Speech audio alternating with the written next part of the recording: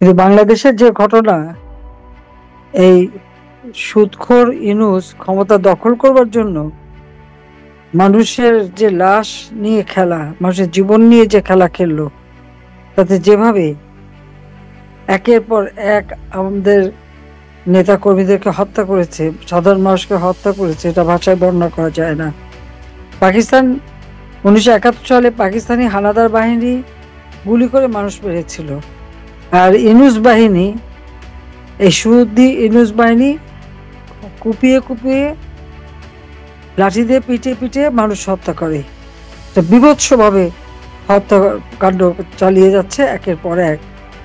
আর শহীদের তালিকা করেছে, কিন্তু সেখানে আমাদের আওয়ামী লীগের যে অগণিত নেতা কর্মীদের হত্যা করেছে বা পুলিশকে হত্যা করেছে, সাংবাদিক হত্যা করেছে, সেই নামগুলি কিন্তু তাদের তালিকায় জায়গা পায় না। এটাই হচ্ছে সব থেকে দুর্ভাগ্যের।